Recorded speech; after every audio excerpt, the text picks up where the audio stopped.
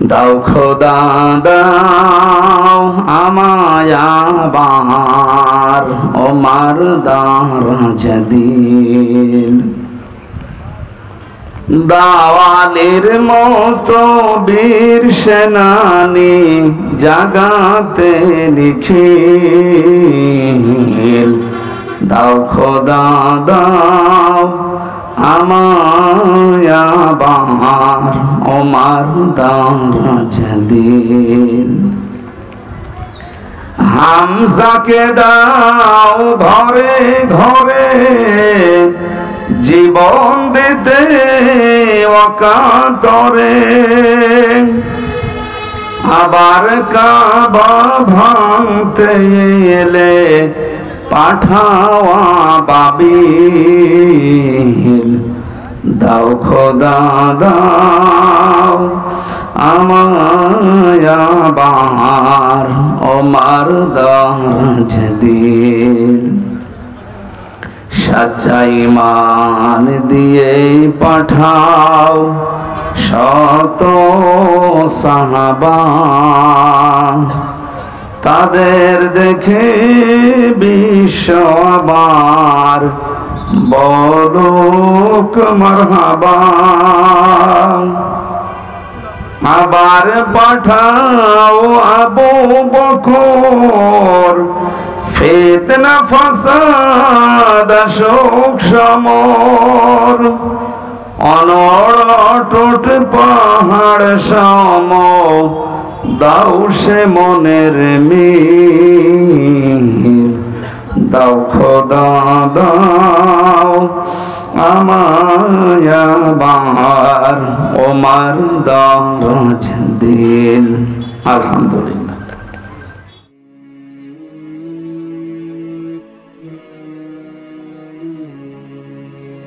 প্রায় 5 ওয়াক্ত নামাজের পরেই একটা আয়াত মানুষ পড়ে আমরা দেখি।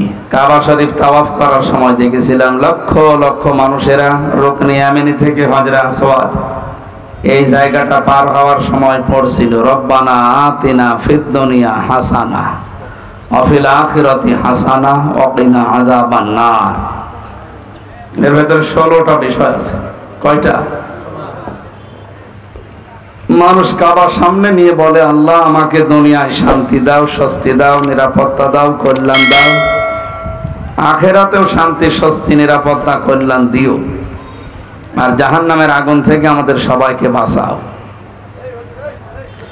তাফসিরে মুফাসসিরিন ইকরাম লিখেছেন কেউ যদি ফিদ দুনিয়া হাসানা দুনিয়ার কল্যাণ চায় কমপক্ষে 10টা জিনিস তাকে দুনিয়ায় পাওয়া লাগবে। কয়টা? আফিল আখিরাতি হাসানা, আখিরাতের হাসানা বা কল্যাণ আমাদেরকে দাও। কেউ যদি সত্যি আখিরাতের হাসানা কল্যাণ পায় সে 5টা জিনিস পাবে। ওয়াকিনা আযাবান নার, জাহান্নাম থেকে আমাদেরকে বাঁচাও। আব্দুল্লাহ ইবনে মাসউদ রাদিয়াল্লাহু তাআলা আনহু এই আয়াতের তাফসীর করতে গিয়ে তিনি বলেন জাহান্নাম থেকে বাঁচার উপায় মাত্র একটা। কয়টা? তাহলে 10, 5 আর 1 কত হয়? এটা কি কবরস্থান? ও পাশে পাশে থাকার কারণে আপনারাও কবরে চলে গেছেন। এটা ক্লাস চলছে, আমরা তাফসীরের ক্লাস আকারে কথা বলি, তাফসীর আকারে কথা বলবো। লিখে দিয়েছেন যেটা হক আদায় করার চেষ্টা করব তেলাওয়াতকৃত আয়াত থেকে ইনশাআল্লাহ। সামনে যেহেতু কুরবানি এই সংক্রান্ত একটা আয়াত পড়েছি, আল্লাহ যেন হক আদায় করে কিছু কথা স্থান কাল পাত্র ভেদে বাস্তবতার নিরিখে বলার তৌফিক দেন, বলেন আমিন।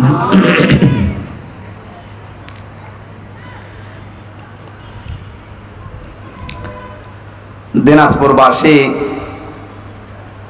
মঞ্চে যারা উপস্থিত আছেন, বিশেষ করে জেলায় আসলে আমার বিশ্ববিদ্যালয়ের বন্ধুবর মুফাসসিরে কোরআন জনাব মাওলানা হাফেজ মাহফুজুর রহমান ওয়ারফা'না লাকা যিকরাক, আল্লাহ তার সম্মান মর্যাদা দুনিয়া আখিরাতে আরো বাড়িয়ে দেন। এতক্ষণ যারা আলোচনা রাখলেন বিশেষ করে আপনাদের এলাকার সন্তান জনাব মাওলানা হারুনুর রশিদ, মাওলানা শফিকুল ইসলাম সহ নাম না জানা অন্যান্য ওলামা ইকরাম, সামনে বসা মুসলমান ভাইরা, পর্দার আড়ালের সম্মানিতা মা এবং বোনেরা, প্রশাসনের বাইরা, প্রাণ প্রিয় দিনাজপুরবাসী, সহজ সরল মানুষগুলো জান্নাতে যাবে আগে। বাংলাদেশের 64 জেলার ভেতরে রংপুর বিভাগে যে 8টা জেলা আছে, এই জেলার মানুষগুলোকে অন্যান্য বিভাগের মানুষেরা একটু সরল মনে করে একটা নাম দিয়েছি। নামটা যাই হোক, আপনারা সরল এই কারণে দিয়েছে। 2 নম্বরে, বাংলাদেশের অন্যান্য বিভাগের তুলনায়, বিশেষ করে চট্টগ্রাম, ঢাকা, সিলেট এর তুলনায় রংপুর বিভাগের মানুষেরা তুলনামূলক একটু গরিব। আর নবীজি জানিয়েছেন গরিব মানুষ ধনী মানুষের চাইতে 500 বছর আগে জান্নাতে যাবে। সহজ সরল একদিকে, গরিব আর একদিকে, সব দিকে আপনাদের লাভ আছে। এই জন্য আল্লাহ যে একটা নিয়ামত দিলেন, 500 বছর আগে জান্নাতে যাওয়ার একটা ঘোষণা নবীর মাধ্যমে আপনারাই পেয়েছেন এই দেশে। বলেন আলহামদুলিল্লাহ। অনেকে মনে করছে হুজুর হাওয়া দিচ্ছে, আমি হাওয়া না, এটা হাদিস। আপনারা সত্যিই যদি ঈমান আর আমল ঠিক রাখতে পারেন, চট্টগ্রাম, সিলেট, ঢাকা বিভাগের তুলনায় আমার এই হাদিস অনুযায়ী বলতে পারি আমরা 500 বছর আগে জান্নাত পাবো ইনশাআল্লাহ। আমার বাড়ি খুলনা বিভাগে, আমরাও গরিব মানুষ, আপনাদের পেছনে আমরাও আছি। সম্মানিত ভাইরা, এই দেশটা নিয়ে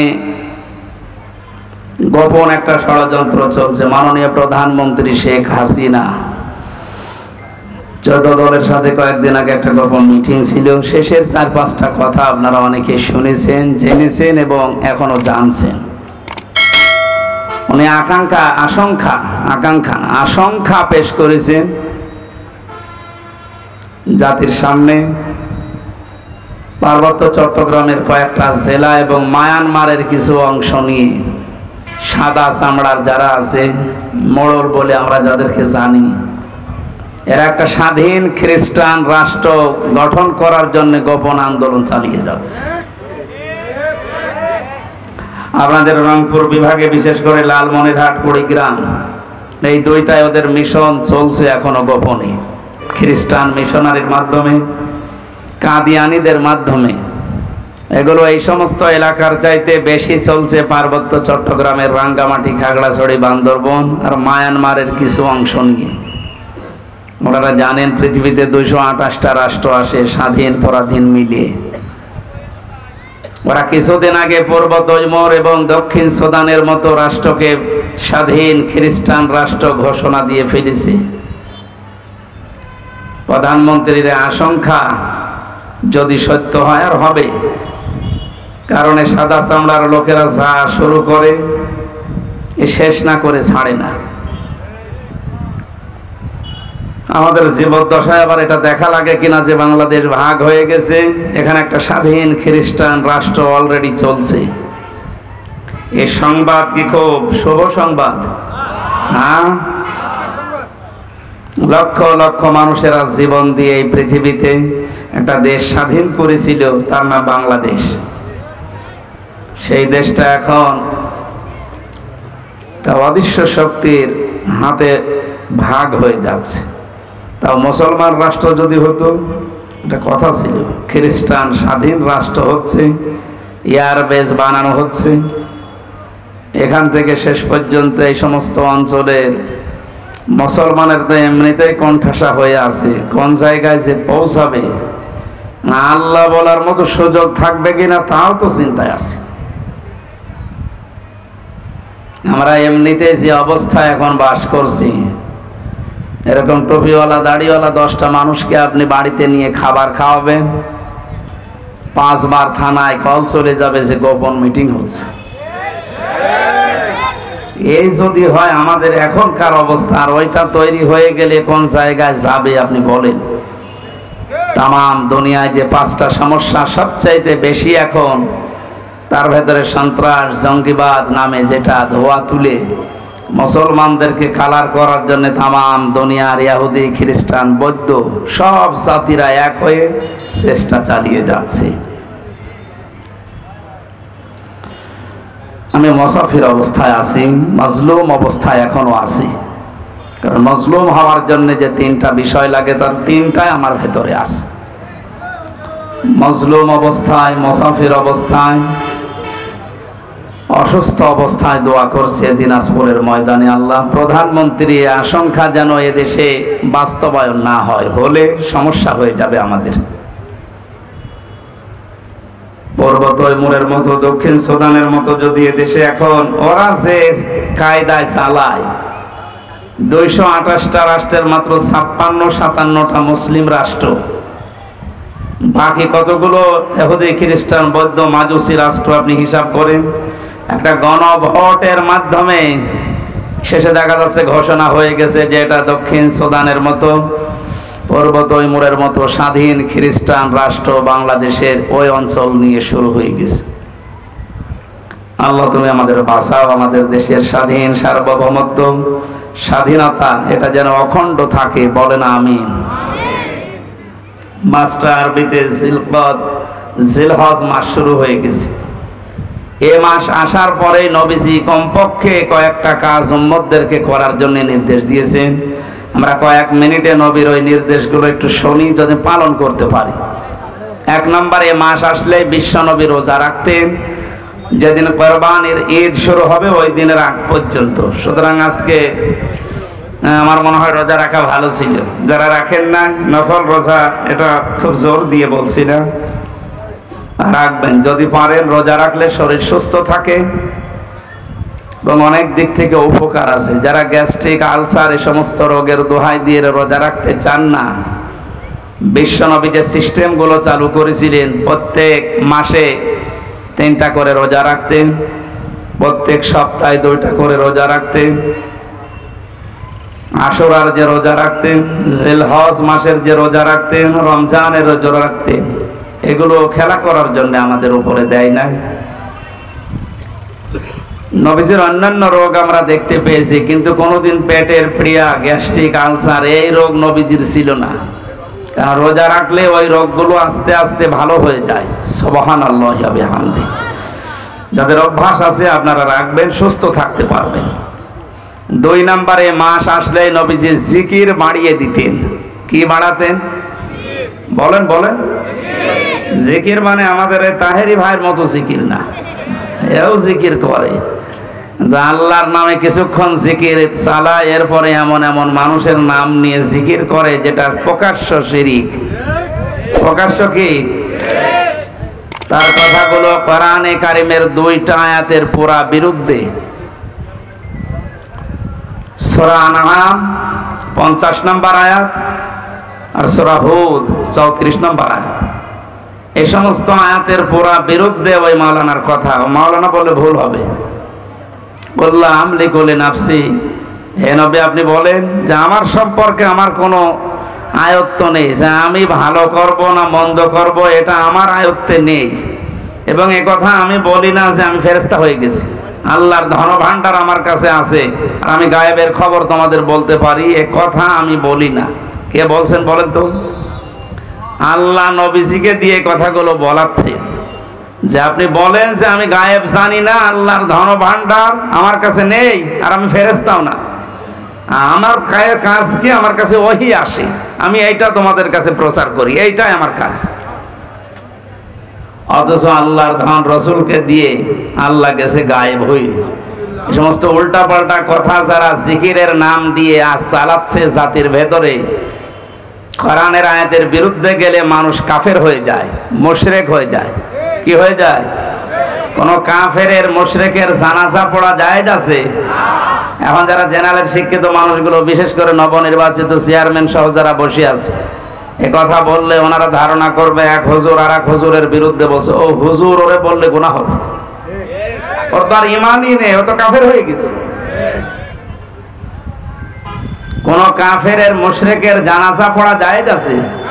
কেউ যদি জেনে শুনে কোনো হারাম কাজ করে তারও ঈমান নষ্ট হয়ে যায়। আমি জেলখানায় 3টা বছর পার করে আসলাম, কয়েকদিন আগে এসেছি। মাওলানা মামুনুল হক আমার সাথে ছিল। যতদিন ওনার সাথে সকালে আর দুপুরে খাবার খেতাম, মাঝে মাঝে আমারে বলতো, হামজা যদি বাইরে যেতে পারি জীবনে কোনো কাফের মুশরিকের জানাজা পড়াবো না, যাবো না। আপনি এত কঠিন?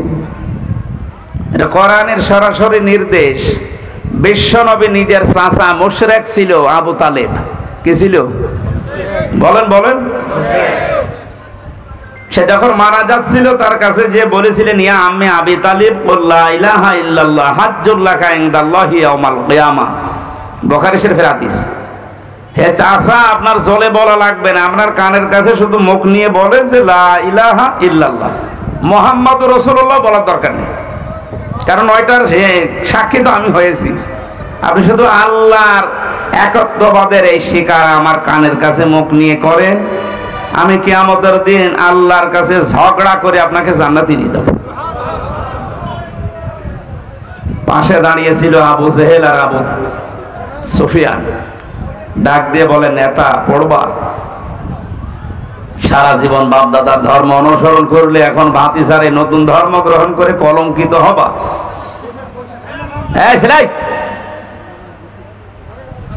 আমি কি আর কি মারছি? কথা বলেন কোন কারণ? আপনি যে যেখানে আছেন ওখানে বসেন, না দাঁড়িয়ে থাকেন, কথা বলবেন না। মাত্র 1 ঘন্টা আমরা কথা বলবো।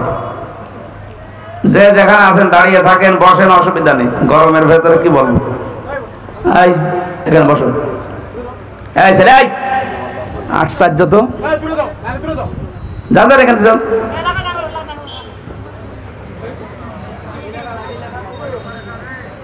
এটা কি ডিজে গানের অনুষ্ঠান? আপনি লিখে দিয়েছেন কি? এটা পুরা এখন ইবাদত চলছে। এ মানুষগুলো এত বড় গুরুত্বপূর্ণ কাজ সব বাদ দিয়ে এত ব্যস্ত মানুষ যদি এখানে বসে থাকতে পারে চাতক পাখির মতো, আপনি সলিমতি কি হয়েছে আপনার? একটা কথা বলে দেখেন, এবার আসল নাম বলে দেব, একেবারে নিশ্চয় হয়ে যাবে। বিশ্বনবীর দিকে তাকিয়ে বলেন, ভাতিজা আমি তোমাকে ভালোবাসি, কিন্তু তোমার এই কালেমাটা আমি পড়তে পারলাম না, তুমি আমারে মাফ করে দিও। দিনাজপুরবাসী মাফ করার একচ্ছত্র মালিকানা কার? নবীজির আছে। নবীজি কাউকে মাফ করতে পারে? নবীজির মন খারাপ হয়ে গেল। সঙ্গে সঙ্গে জিবরাইল এসে সূরা কাসাসের 56 নম্বর আয়াতটা নাযিল করলেন, ইন্নাকা লা তাহদি মান আহবাবতা ওয়ালাকিন্নাল্লাহা ইয়াহদি মাইয়াশা ওয়া হুয়া আ'লামু বিল মুহতাদিন। আল্লাহ পাক বলেন, হে নবী আপনি মন খারাপ করেন, এটা আপনার চাচা আমি জানি। এ সারা জীবন আপনাকে কোলে নিয়ে কাঁখে নিয়ে চুমা দিয়ে লালন পালন করেছি, আমি দেখেছি। হেদায়েত আপনার হাতে ছেড়ে দেয়নি যে যাকে ভালো লাগে তাকে দিয়ে দেবেন। এটা আমি আল্লাহ আমার নিজের হাতে রেখেছি। আমি যাকে ভালোবাসি, আমি যাকে মনে করি ইচ্ছা করি তার হেদায়েত দেয়। আর আমি আপনার চাইতে ভালো জানি যে হেদায়েত পাবে কে। আপনি আপনার চাচা মনে করে বারবার চেষ্টা করছিলেন যে কানের কাছে মুখ নিয়ে হলেও অন্তত একবার বললেও আপনি তারে জান্নাতে নিয়ে যাবেন আমার সাথে বলে, কিন্তু লোকটার অবস্থা তো আমি জানি। আপনার দিকে তাকিয়ে ও নেতাদের দিকে তাকিয়ে সিদ্ধান্ত পাল্টিয়ে ফেলেছে। এই অবস্থায় মারা গেল।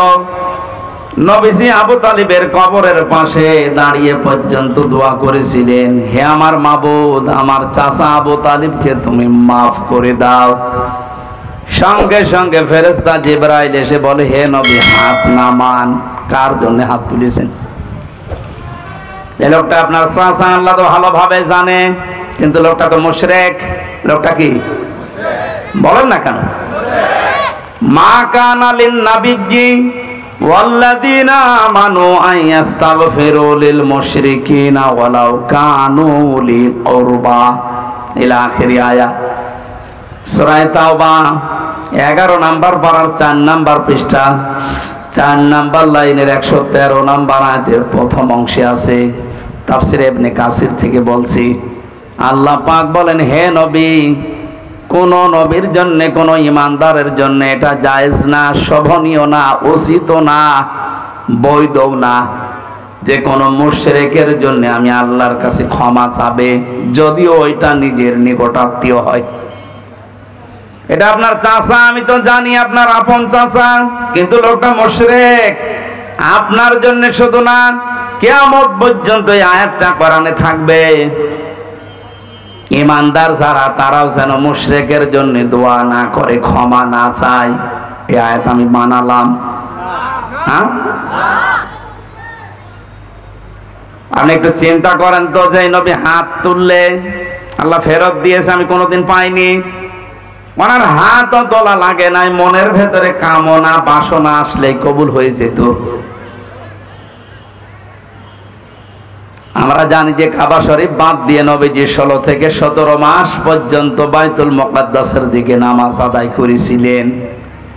হঠাৎ আসরের নামাজের সময় 2 রাকাত হয়ে গেছে, মনের ভেতরে একটা কামনা এসেছে, আল্লাহ আমি যদি কাবার দিকে ঘুরে নামাজ পড়তে পারতাম আমি শান্তি আরো বেশি পেতাম।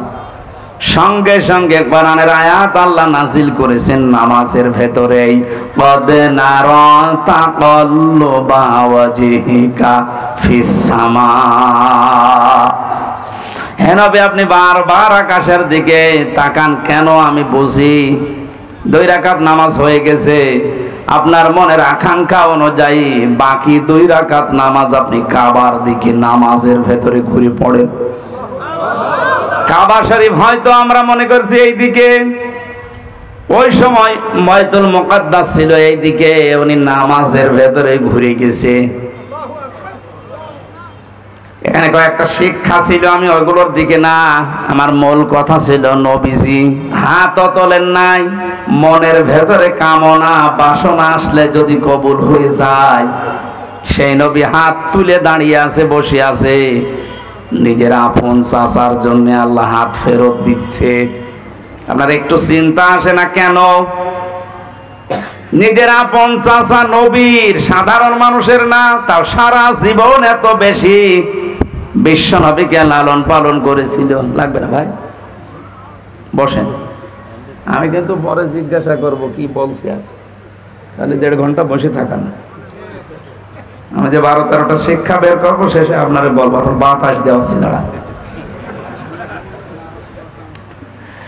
দিনাজপুরবাসী বিশ্বনবী মুহাম্মদ রাসূলুল্লাহর মতো এরকম নামি দামি মানুষের চাচা মারা গেলে যদি আল্লাহ হাত ফেরত দেয়, চাচা মুশরিক, আমি হামজার মতো, এমনকি কাবা শরীফের ইমাম এখন আব্দুর রহমান সোদাইসিকে দিয়েও যদি কেউ মুশরিকের জন্য দোয়া করে, ওইটা কবুল হবে। অথচ টাটকা মুশরিক বাংলাদেশে মরে যায়, আর আমরা দোয়া করে গরু জবাই করে বলে জান্নাতে দিয়ে আসি, মনে হয় কন্ট্রাক্টরই নিয়েছে।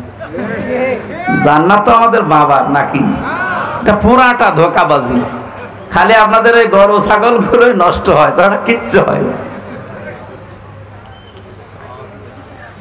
এই জন্য এত কড়া ছিলেন, বারবার বলতেন হামজা কোন মুশরিকের জন্য আমি জানাজায় যাব না, এমনকি জানাজা পড়াবো না। আমাদের উচিত হচ্ছে আমাদের ঈমান যেন নষ্ট হয়ে না যায়, আর যায় নষ্ট হোক। আলেমের নাম নিয়ে যেমন কিছু মানুষ বের হচ্ছে এই দেশে, এদের পেছনে রাঘব বোয়ালরা আছে আমরা জানি, নয়তো এত শক্ত কথা বলার পরে এই 96% মুসলমানের দেশে টিকে থাকা সম্ভব না।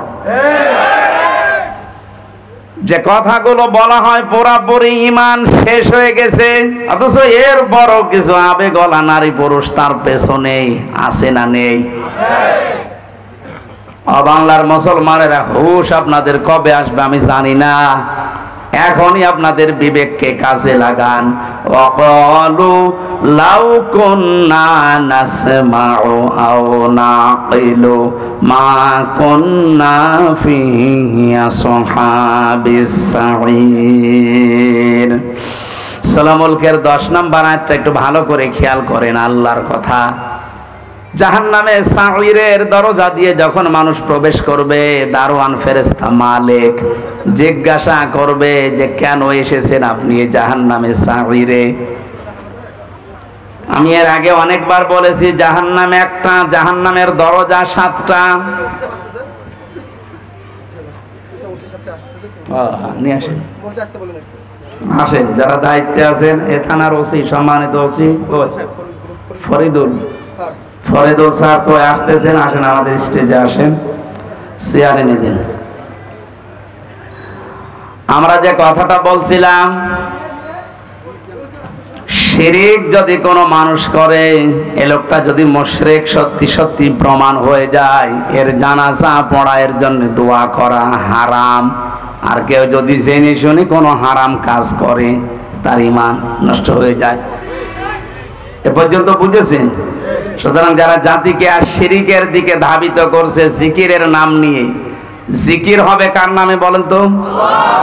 আল্লাহ বাদ দিয়ে কেউ যদি আলী বাবা, শাহ আলী বাবা, দয়াল বাবা, পাগলা বাবার নামে জিকির করে, ও শিরিক করছে না?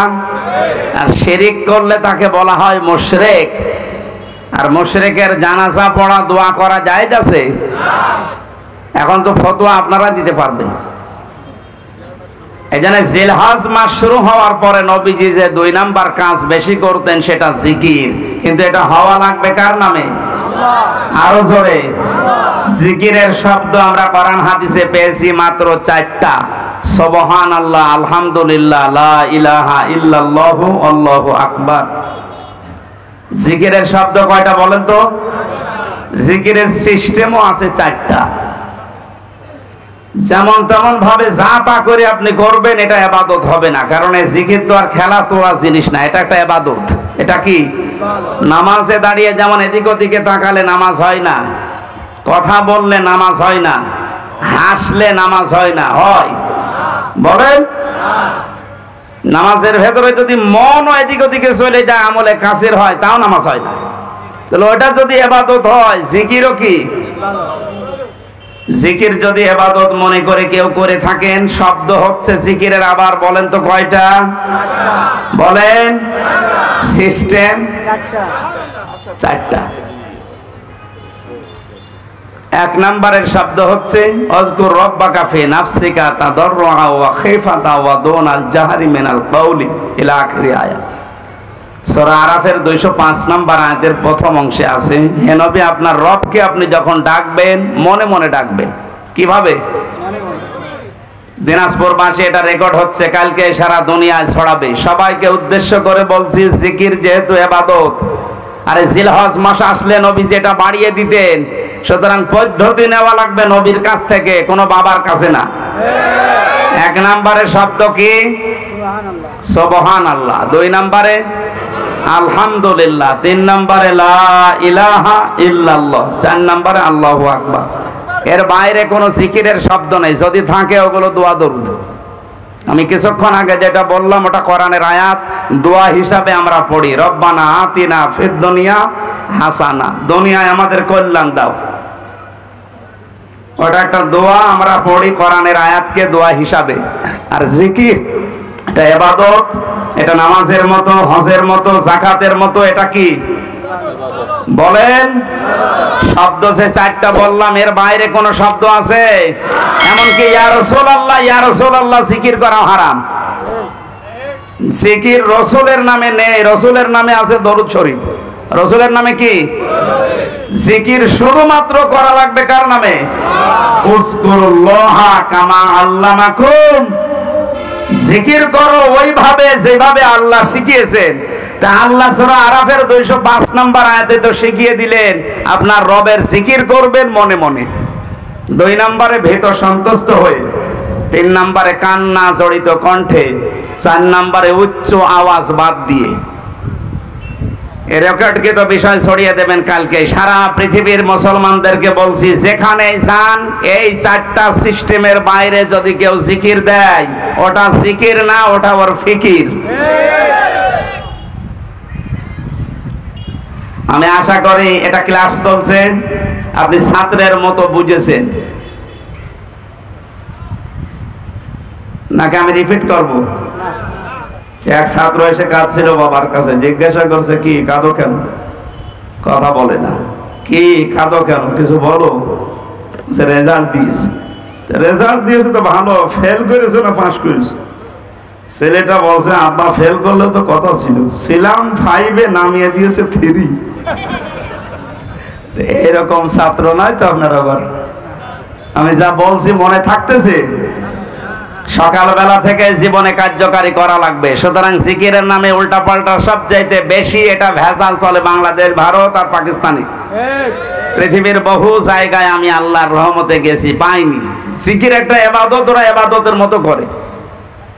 অথচ এই তিনটা দেশে এমন এমন জিকির চালু করেছি যে কোনো কোরআনে নেই, হাদিসে নেই, করলেই মানুষ মানে ঈমান হারা হয়ে যায়।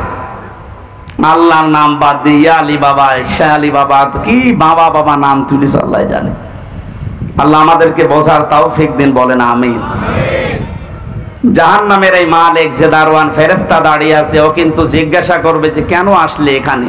ওরা দুইটা কথা বলবে, যারা জাহান্নামে যাবে তারা কথা বলবে কয়টা? তারা বলবে আমরা এক নম্বরে শোনার পরে না শোনার ভান করে থাকতাম। এই চরিত্রের মানুষ দেশে নেই? আছে মানে আমরাই তো। এ দেশে কোরআন হাদিসের কথা কম বলা হয়? অধিকাংশ মানুষ শোনার পরে না শোনার ভান করে থাকে। অমানা যুলামু মিম্মান ইফতারা আলাল্লাহিল কাযিবা ওয়া হুয়া ইদআ ইলাল ইসলাম। সূরা সফের 7 নম্বর আয়াতের প্রথম অংশে আল্লাহ জানিয়েছেন, এই পৃথিবীতে আমি আল্লাহর ভাষায় সবচাইতে বড় জালেম হচ্ছে ওই লোকটা যাকে ইসলামের দিকে ডাকা হয়, আহ্বান করা হয়, অথচ এই লোকটা ঘাড় ঘুরিয়ে অন্য দিকে চলে যায়। আর এই চরিত্রের মানুষ আমাদের দেশে বেশি। জাহান্নামে লাজার বর্ণনা পড়েছিলাম কোরআনে কারিমের সূরা মারিজে। আল্লাহ পাক জানিয়েছেন, কাল্লা ইন্নাহা লাযা নাসাআতাল লিশাওয়া। জাহান্নামের লাজা একটা দরজার নাম। এখানে ওসি সাহেব আছে, চেয়ারম্যান আছে, জেনারেল শিক্ষিত মানুষ। ওনারা যদি জিজ্ঞাসা করেন জাহান্নাম কয়টা, আমার মনে হয় এক বাক্যে বলবে 7টা। জিজ্ঞাসা করে দেখেন। অথচ কোরআনে কারিমে হাদিসে আমি তো কোরআনের উপরে অনার্স মাস্টার্স করেছি, আমি দেখেছি পড়া কোরআনে কোন জায়গায় জাহান্নাম 7টা এ কথা নেই। লাহা সাবাআতু আবওয়াব, আল্লাহ বলেন জাহান্নামের দরজা 7টা। কয়টা? লিকুল্লি বাবিম মিনহুম জুজউম মাকসুম। পৃথিবীতে যে যেই ধরনের অপরাধ করবে, গুনাহ করবে, আল্লাহ তাকে ওই দরজা দিয়ে প্রবেশ করিয়ে শাস্তি দেবে। এখানে যে বর্ণনা চলছে, কোন দরজা? লাজা। বলেন বলেন। আগেরটা গেল সাঈর। দুইটা কারণে আল্লাহ সাঈর নামে ওই দরজা দিয়ে প্রবেশ করিয়ে শাস্তি দেবে। এক নম্বরে যারা শোনার পরে না শোনার ভান করে থাকতো। 2 নম্বরে যারা তাদের আকেল, তাদের কমন সেন্স, যাদের বিবেক কাজে লাগাতো না দুনিয়ায়, এই 2টা গুণ যাদের, তাদের সাঈরে আল্লাহ দেবে। আল্লাহ চাই দেওয়ার জন্য 2টা গুণ আমরা পেয়েছি। 1 নম্বরে তাদউ মান আদবারা ওয়া তাওয়াল্লা। জাহান্নামে লাজা এই দরজা তাদেরকে ডাকবে যারা সত্যকে সত্য জানার পরও ঘাড় ঘুরিয়ে চলে যেত। আর এটাও বাংলাদেশে বেশি। আমাদের জাতির পিতা হযরত ইব্রাহিম নবী আলাইহিস সালাম, তিনি আমার আল্লাহকে খোঁজ করার জন্য নিজের তরফ থেকে চেষ্টা করে করে খুঁজে নিয়েছিলেন। কখনো রাতের বেলা আকাশের তারকা, চাঁদ, দিনের বেলায় সূর্য, গাছ, এ সমস্ত জিনিসগুলো দেখে দেখে যেই অস্ত্রমিত হয়ে যেত, বলতো না যা ডুবে যায় সেগুলো আমার মালিক হতে পারে না। তিনি শেষে ঘোষণায় দিয়েছিলেন, হে আমার জাতির লোকেরা শুনে রাখো, ইন্নী ওয়াজ্জাহাতু ওয়াজহিয়া লিল্লাযী ফাতারাস সামাওয়াতি ওয়াল আরদা হানিফা।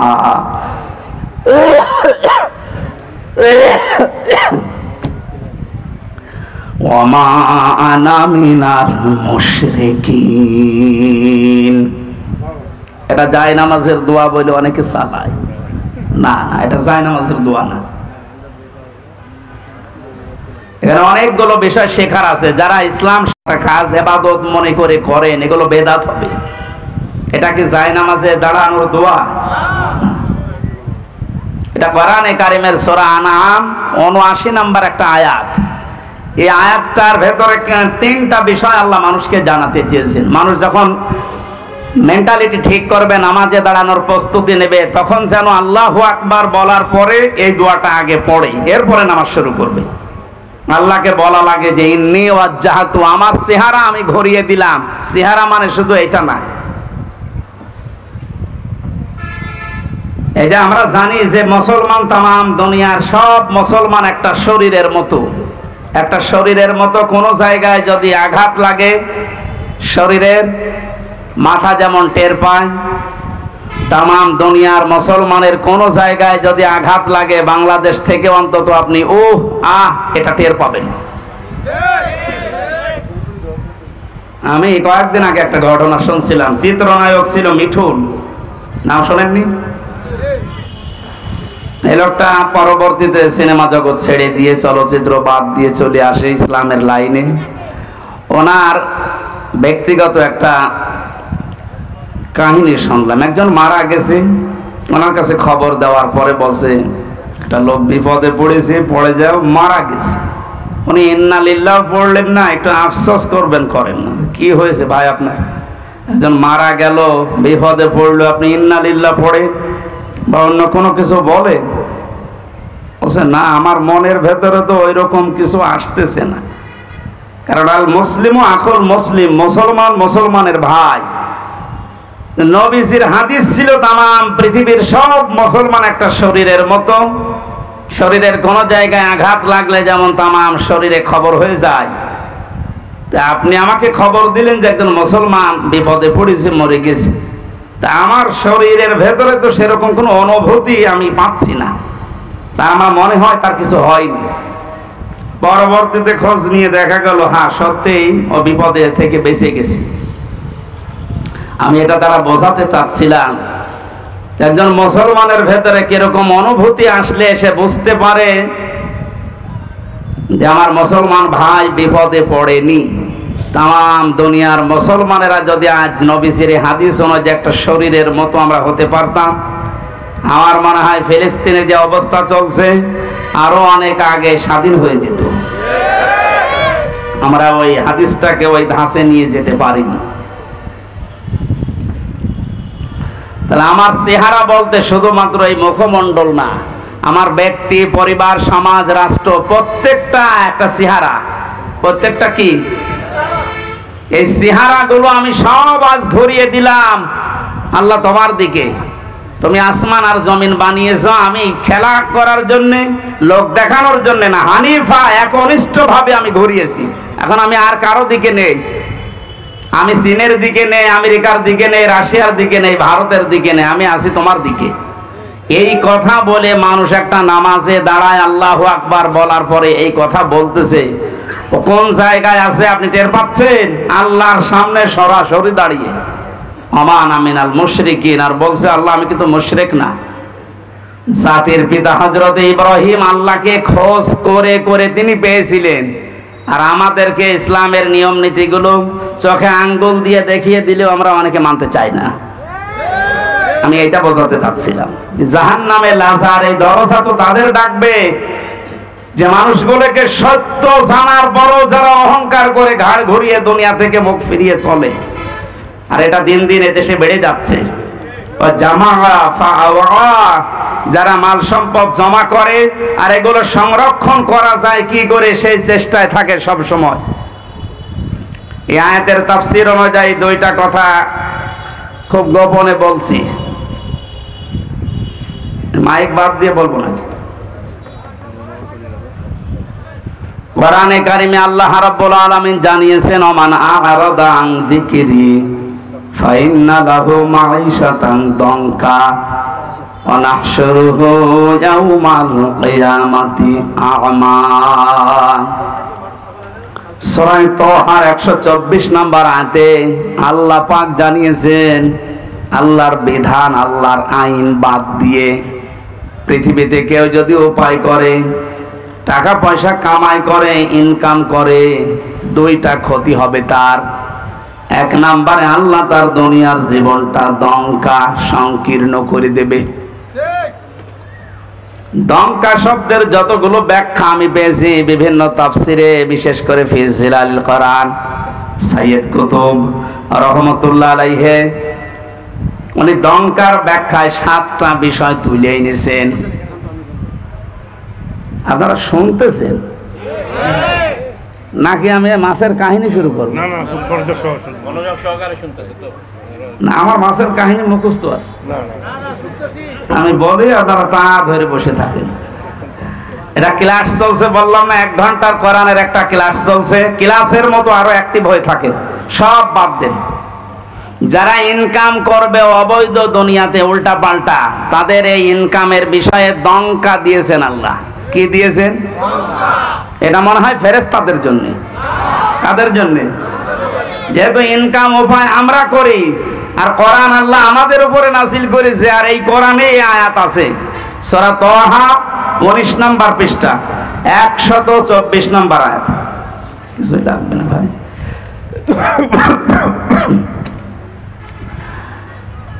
যেহেতু সব শ্রেণীর মানুষ এখানে আমরা আছি, এই জন্য আজকে আমরা তুলে নিয়ে আসলাম এই জামাআ ফাওয়ার ব্যাখ্যায়।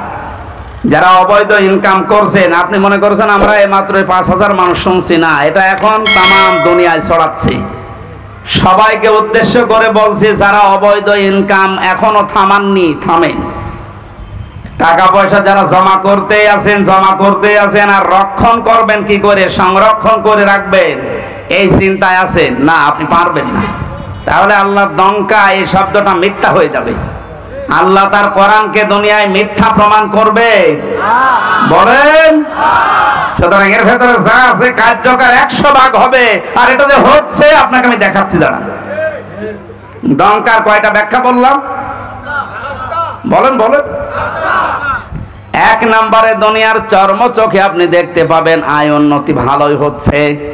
বিভিন্ন লাইন দিয়ে অর্থ সম্পদ, টাকা পয়সা, বাড়ি গাড়ি, ব্যাংক ব্যালেন্স হয়ে যাচ্ছে। টাকা আসবে হয়তো আপনার 10 লাইন দিয়ে। আল্লাহ বলেন, আমার আইন, আমার বিধান, আমার জিকির বাদ দিয়ে যদি ওগুলো উপায় হয়, তোমার ওই টাকা ব্যয় হবে 15 লাইন দিয়ে। ওগুলো আসবে হয়তো 10 লাইন দিয়ে, বাজারের টাকা, ব্রিজের টাকা, কালভার্টের টাকা, কত জায়গায় আপনি সব সেট করে রেখেছেন, শুধু নিজে কিছু করেন না, ফেরেশতা সেট করা আছে। মাসে মাসে ওখান থেকে আপনার অ্যাকাউন্টে টাকা আসতে আছে। আসবে 10 লাইন দিয়ে, যাবে 15 লাইন দিয়ে। 2 নম্বরের ব্যাখ্যা, যারা অবৈধ ইনকাম করে তাদের এই অবৈধ জিনিস আল্লাহ দুনিয়াতে তাদের ভোগ করতে দেয় না। এটা যে দেয় না তার প্রমাণ বাংলাদেশে নেই, নাম ধরা লাগবে।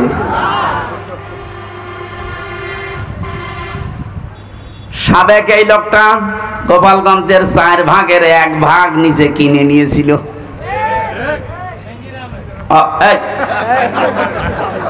অথচ ওনার যা বেতন, উনি যদি মরণ পর্যন্ত বেতন পায়, তাও তো এই জমি কেনা সম্ভব না। একটা জেলার 4 ভাগের 1 ভাগ যদি একজনের হয়, তা আমরা কি ঘাস কাটছি? বলেন, এই লোকটার এখন কি আছে? সব হাইকোর্টের মাধ্যমে সরকার নিয়েছে। বাইরে যা ছিল সেগুলো তো বাজেয়াপ্ত। আমার মনে হয় এখন যদি অবস্থায় থাকে, কয়েকদিন পরে দুদক ডেকেছে, শেষ আবার ভিক্ষা করা না লাগে। দঙ্কায় আল্লাহর যে কথা ছিল যে দুনিয়ায় অবৈধ ইনকাম যারা করে ওদের ওই সম্পদ আল্লাহ দুনিয়ায় ভোগ করতে দেয় না, এটা কি আমেরিকায় যে ব্যাখ্যা করা লাগবে? এ দেশে ব্যাখ্যা শুনে বোঝা যাচ্ছে না? দুনিয়ায় যারা 3 নম্বরের ব্যাখ্যা, যারা পৃথিবীর ময়দান থেকে এভাবে উপায় করে, ওদেরকে আল্লাহ অপমৃত্যু দেয়। মানুষগুলো তো ঈমান নসিব হয় না, এমন মৃত্যু হয় দুনিয়া আটকে ওঠে। আমার ঝিনাইদার একজন কয়েকদিন আগে গেছে, 200 কোটি টাকার মামলা। আপনি মনে করেন কি যে 200 কোটি টাকা আপনার এই মুরব্বীরে যদি এখন থেকে বসিয়ে দেন, মরণ পর্যন্ত শুধু গুনতে থাকবে, শেষ করতে পারবে না।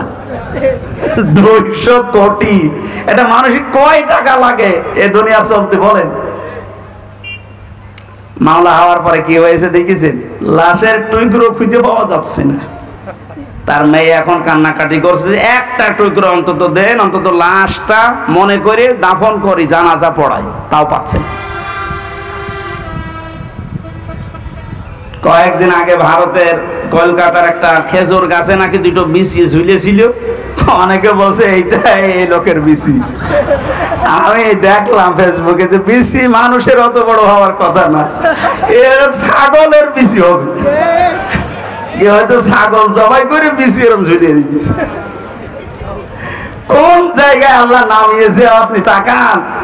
আপনি এখনো অবৈধ ইনকাম বন্ধ করেন না, উল্টা পাল্টা মামলা দিয়ে মানুষকে আপনি কালার করে দিন। এই জন্য এইগুলো করেন না। যারা মানুষের নামে মিথ্যা মামলা দেন, মানুষকে হয়রানি করেন, এর মাধ্যমে জুলুমের মাধ্যমে অবৈধ টাকা ইনকাম করেন, এই টাকা আপনি ভোগ করে যেতে পারবেন না। যদি করতে পারেন তাহলে এই আয়াত মিথ্যা হয়ে যাবে, কোরআন শরীফ জীবনও মিথ্যা হবে না। 2 নাম্বার আপনার অপমৃত্যু হবে, আপনি ঈমান নিয়ে যেতে পারবেন না, বেঈমান হয়ে মরবেন। এগুলো আল্লাহ একটা একটা করে দেখাচ্ছে। এরকম চোখে আঙ্গুল দিয়ে দেখিয়েও যদি আমাদের পরিবর্তন না আসে, তারপর কবে হুঁশ আসবে আমাদের? আমার দাদা মারা গেছে, আমি জেলখানায় থাকতে, উনি মাঝে মাঝে বলতো যে গন্ডার এর চামড়া এত মোটা, এটা কাঁতো কুতু দিলে নাকি 3 দিন পরে টের পায় যে কাঁতো কুতু লেগেছে।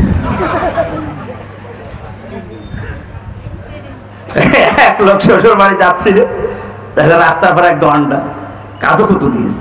কি গো, আমারে কাঁতো কুতু দিলে আমি হাসি, আর এ হাসে না কেন? 3 দিন শ্বশুর বাড়ি থাকার পরে আসার সময় দেখছে গন্ডার হাসতেছে। বলছে বন্ধু, তোমার 3 দিন আগে কাঁতো কুতু দিয়েছি আমি, তখন তো তুমি হাসলে না, আজকে হাসতেছো।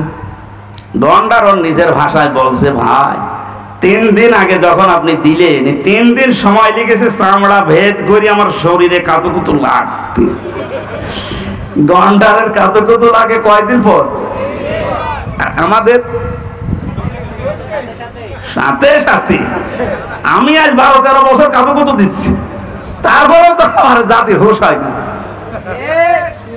সে বিশ্ববিদ্যালয়ে 10 সালে ভর্তি হওয়ার পরে আমি মনে হয় 11-12 সাল থেকে ওয়াজের মাহফিলে, 12 সাল থেকে 24 সাল, এই 12 বছর, কত 3 বছর না ছিলাম ভেতরে, 9 বছর তো কাঁতো কুতু দিয়েছি বিভিন্ন কায়দায়।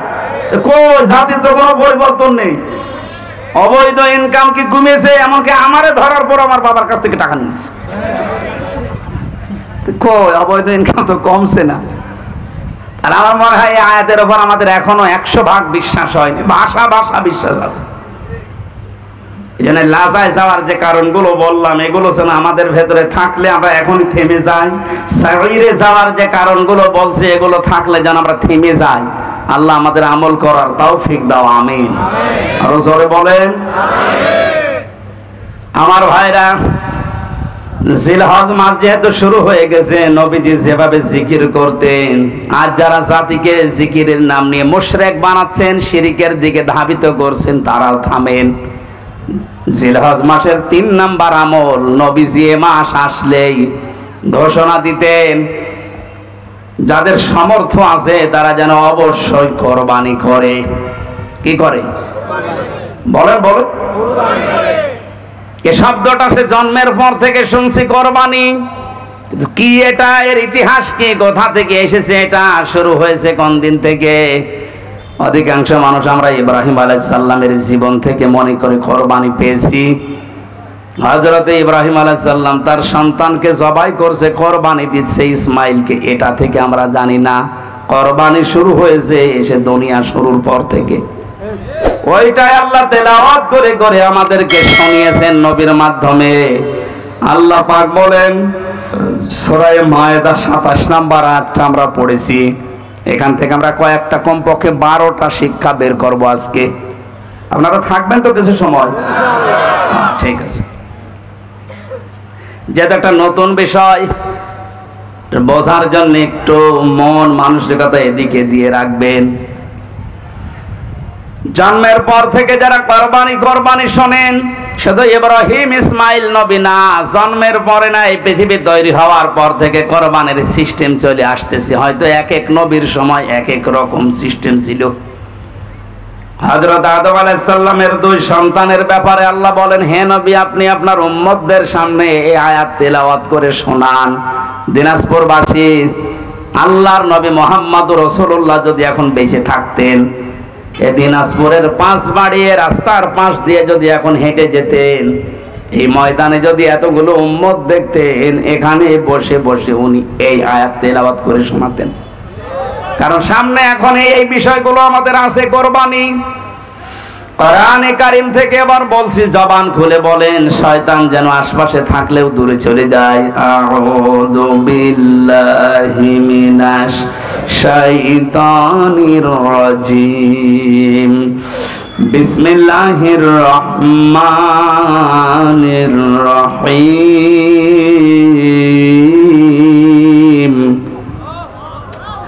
ওয়াতলু আলাইহিম নাবা বনি আদম বিল হক ইলা আখিরি আয়াত। সূরা মায়েদা। কোন সূরা? বলেন বলেন। মায়েদা মানে দস্তরখানা। মায়েদা মানে কি? 120টা আয়াত আছে, 16টা রুকু আছে। আমরা মাত্র একটা আয়াত 27 নম্বর আয়াতের এক ভাগ পড়েছি, 4 ভাগের। আপনি দেখেন এর ভেতরে কত কথা লুকিয়ে আছে। যদি 1-1.5 ঘন্টা আমি এভাবে বলতে পারবেন না। আর তার কাছে মানুষ আসতে চায় না। নামকরণ যেহেতু বললাম, এর জন্য একটু কথা 2-1 মিনিট বলছি। মায়েদা মানে দস্তরখানা। তামাম পৃথিবী আল্লাহ আমাদের জন্য দস্তরখানা হিসাবে বানিয়ে দিয়েছেন। নবীজি আয়াতের ব্যাখ্যা করতে গিয়ে আমি ফি জিলালিল কোরআনে পেয়েছি, বিশ্বনবী মুহাম্মদুর রাসূলুল্লাহ সাল্লাল্লাহু আলাইহি ওয়াসাল্লাম বলেন, কেউ যদি দস্তরখানা বিছিয়ে খাবার খায়, পড়ে যাওয়া খাবারগুলো যদি কেউ খেতে পারে দস্তরখানায়, তাহলে তার জান্নাতের হুরের মহরানা আদায় হয়ে যায়।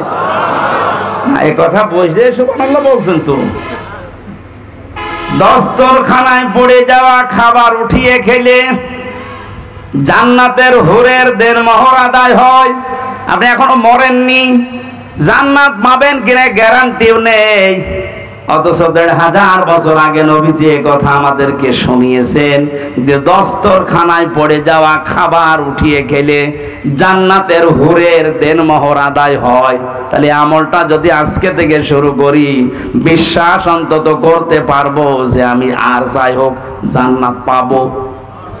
না তো নবীজি কথা বলতেন না। দ্বিতীয় নম্বরে, আমাদের এই শরীরের ভেতরে 360টা হাড় আছে, জোড়া দেওয়া আছে, জয়েন্ট দেওয়া আছে। আল্লাহর নবী বলেন, সাহাবীরা তোমরা প্রতিদিন 360টা এই জোড়া আছে এই জোড়া রগের হাড়ের সাদগা আদায় করবা। সাহাবীরা বলেন, হুজুর আমরা এত গরিব মানুষ, প্রতিদিন সাদগা করব, টাকা পাবো কোথায়?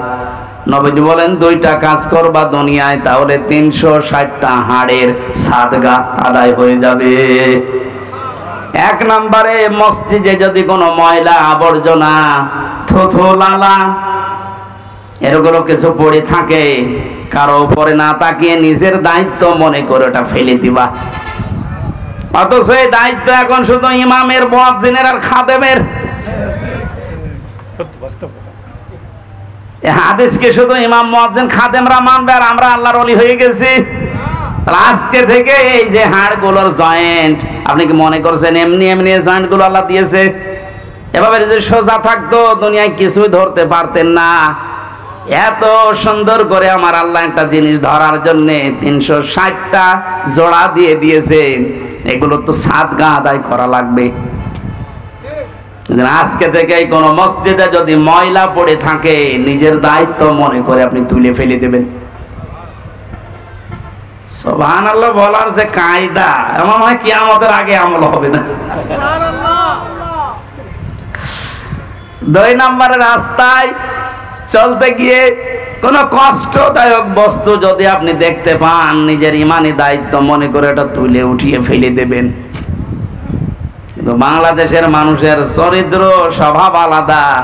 রাস্তার ময়লা মাটি এগুলো তুলে আরো ফেলে দেওয়ার কথা, আর আমরা বাড়ি ঘরের সব পরিষ্কার করা ময়লা রাস্তায় এনে ফেলে রাখি থাক। নবীজি বলেন, যারা রাস্তার কষ্টদায়ক বস্তু তুলে ফেলে দেয়, এদের ইমানের যে 77টা অঙ্গ আছে, তার ভেতরে সর্বনিম্ন স্তর এইটা যে তার ইমান আছে, বোঝা যাবে রাস্তার কষ্টদায়ক বস্তু তুলে ফেলে দিয়েছে। আর আমরা আরো যদি রাস্তায় কষ্ট দেওয়ার জন্য ময়লা মাটি এনে ফেলে রাখি, তা আমাদের ঈমান আছে আমরা কোন চিহ্ন দিয়ে বোঝাবো? এখন যদি বলেন আমার দাঁড়িয়ে আছে, আরে ভাই রবীন্দ্রনাথ ঠাকুরেরও দাড়ি ছিল না, জুব্বা আছে, আবু সাহেলের জুব্বা ছিল না। আপনি মনে মনে করেন আমি ইমানদার, আমি মসজিদের দিনাজপুরের সভাপতি, আর আবু সাহেল ছিল কাবা ঘরের সভাপতি। ঈমান বোঝাতে হলে এই ৭৭টা বিষয় আপনাকে জানা লাগবে। প্রথম হচ্ছে লা ইলাহা ইল্লাল্লাহর ঘোষণা দেওয়া, সর্বনিম্ন হচ্ছে রাস্তার কষ্টদায়ক বস্তু তুলে ফেলে দেওয়া। নবীজি বলেন যদিও তুলে ফেলে দিতে পারে তাহলে বুঝবে সে যেন তার ভেতরে ঈমান আছে। পৃথিবীর মানুষেরা ৭৫০ কোটি মানুষ এখন মুসলমানদের নবীর এই হাদিসের দিকে তাকান। রাস্তার কষ্টদায়ক বস্তু তুলে ফেলে দেওয়া যে মুসলমানের ঈমানের সর্বনিম্ন স্তর চিহ্ন। সেই মুসলমান মুসলমানদেরকে মানুষকে কষ্ট দেবে, এটা আপনারা মানেন কি করে? কিছু হলে আমাদের উপরে দোষ চাপিয়ে দেন। আমাদের ঈমানের তো সর্বনিম্ন স্তর এটা, যে রাস্তায় কোনো কষ্টদায়ক জিনিস থাকতে পারবে না। আর আমাদেরকে দুনিয়ায় কষ্টদায়ক যত দুনিয়ায় সব কিছুর মূলে আপনারা আমাদেরকে রেখেছেন, কিছু হলেই আমাদের দোষ। সুতরাং বুঝতে হবে যারা মানুষকে কষ্ট দেওয়ার জন্য কাজ করে এরা নবীর উম্মত, মুসলমান না, এরা অন্য কিছু। সূরা মায়েদার যে নামকরণ শুনলেন, এখান থেকে আপনি কি পেলেন বলেন তো? আজকে থেকে আমলটা শুরু করা দরকার। দুনিয়া আল্লাহ মায়েদা দস্তরখানা হিসাবে আমাদের সামনে উপস্থাপন করে দিয়েছেন। দস্তরখানার যেমন বিভিন্ন জায়গায় খাবারগুলো আমার আল্লাহ আমরা সেট করে রাখি, তামাম দুনিয়া মনে হচ্ছে আমাদের জন্য খাবারের একটা প্লেট। কি কথা বলে দেখেন, বাংলাদেশের দিকে তাকান, এক এক এলাকাকে আল্লাহ এক একটা প্লেটে যেমন ৪-৫ রকমের খাবার দেয়, এই বাংলাদেশটাতেও আমার আল্লাহ এক একটা অঞ্চলকে খাবারের প্লেট ওইভাবে সাজিয়েছে। দিনাজপুরে যেভাবে লিচু হয়, আমাদের কুষ্টিয়াতে, মেহেরপুরে, চুয়াডাঙ্গায় আপনি পাবেন না। আমাদের এলাকায় যেটা হয় ওইটা এখানে পাওয়া যাবে না, তামাক। ছাগলেও খায় না, অথচ দিনাজপুরের লোকেরা খায়। কথা বলছো না কেন?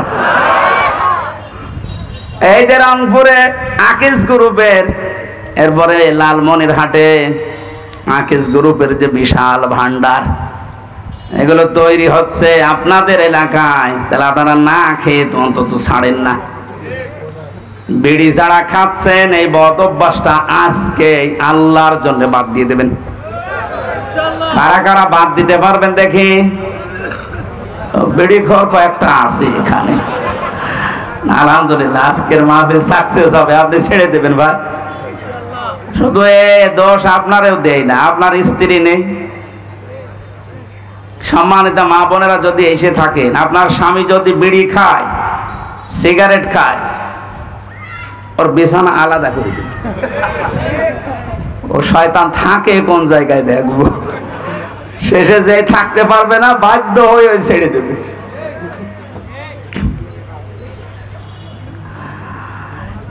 এবার আল্লাহ পাক আমাদেরকে যেটা শুনিয়েছেন কান খাড়া করে শোনেন। ওয়াতলু আলাইহিম নাবা আবনাই আদম বিল হক।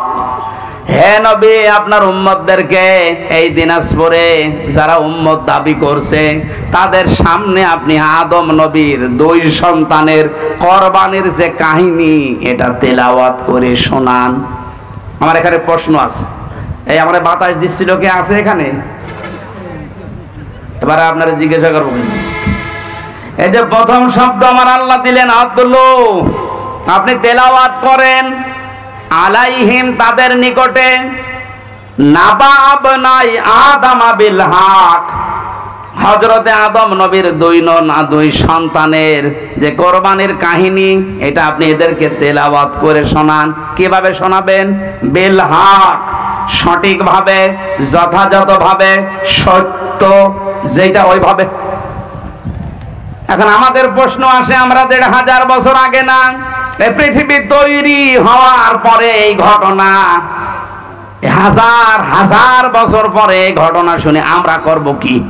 নাকি আমাদের এখানে কি করণীয় আছে? আল্লাহ 12টা জিনিসের পরে দিয়েছেন, আমরা দেখি। প্রথম নাম্বারে তেলাওয়াত।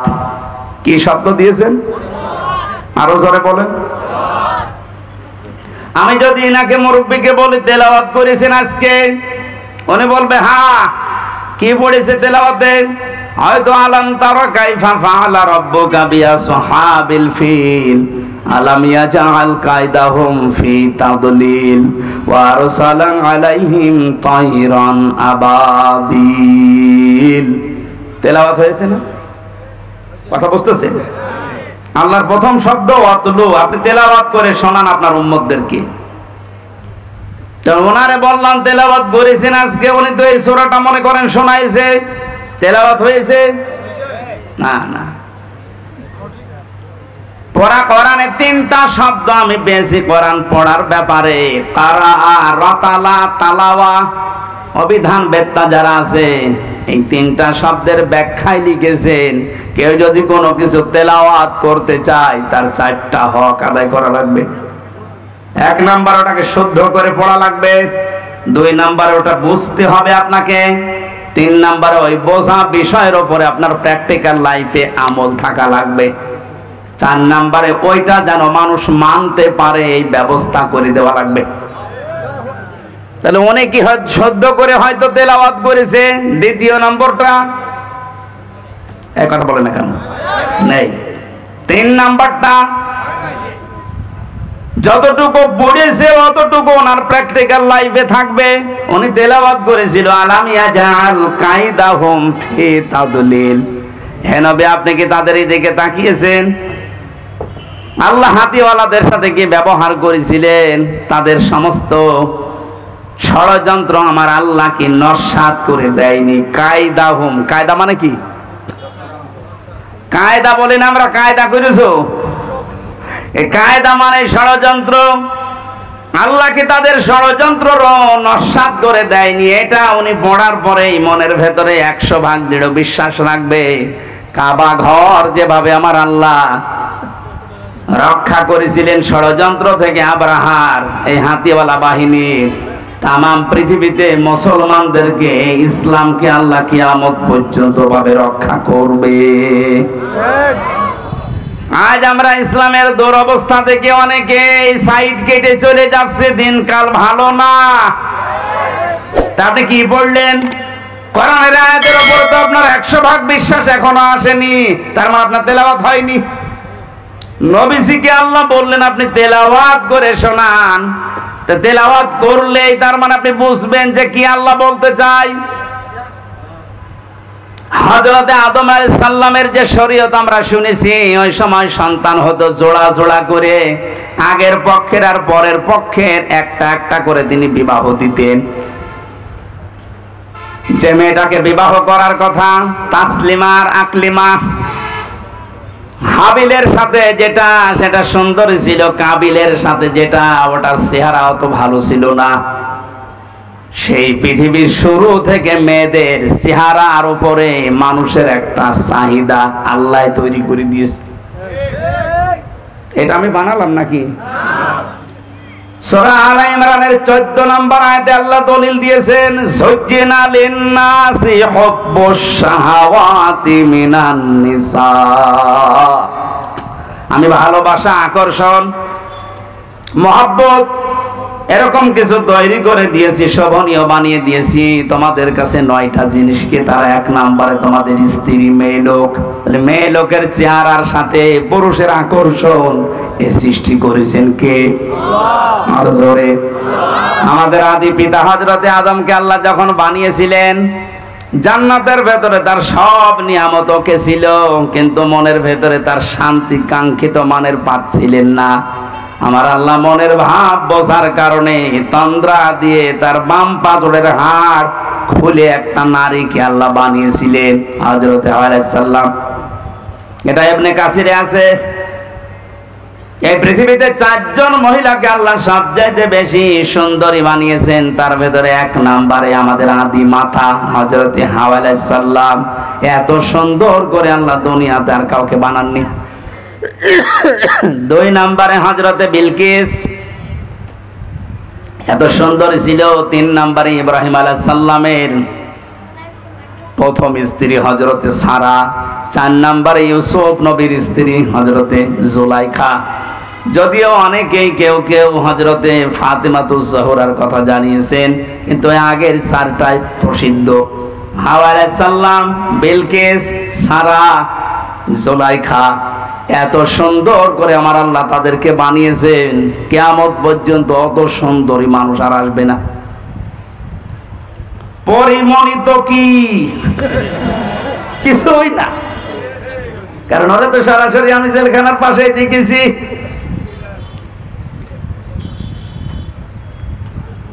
হযরতে হাওয়াকে এত সুন্দর করে আল্লাহ বানিয়েছেন। আদম নবী তন্দ্রা অবস্থায় ছিলেন, ঘুম থেকে উঠেই দেখলেন বাম পাশে কি গো, তিনি ধরতে যাচ্ছিলেন আর তাকিয়েছেন। আল্লাহ পাক আদেশ দিলেন তাকানো যাবে না, ধরাও যাবে না। হযরতে আদম নবী আলাইহিস সালাম বলে, আল্লাহ তাকানো যাবে, ধরা যাবে, কি করলে আপনি সেই কায়দা বলেন। আল্লাহ রাব্বুল আলামিন বলেন, আল্লাহ পাক বলেন তাকানো যাবে, ধরাও যাবে, একটা কাজ করা লাগবে, বিয়ে করা লাগবে। তাহলে এই জায়গা থেকে প্রমাণ হয় কি, বিয়ের আগে যে প্রেম প্রীতি গুলো আছে এগুলো জায়েজ। অনেকে প্রেমিকার মাথায় হাত দিয়ে বলে, আল্লাহর কসম আমি তোর ভুলে যাব না, অথচ পুরাটাই হারাম। বিয়ের আগে ওর মাথায় হাত দেওয়া জায়েজ আছে? বলে না কেন? না, এলাকায় প্রেম প্রীতি বন্ধ হয়ে গেছে।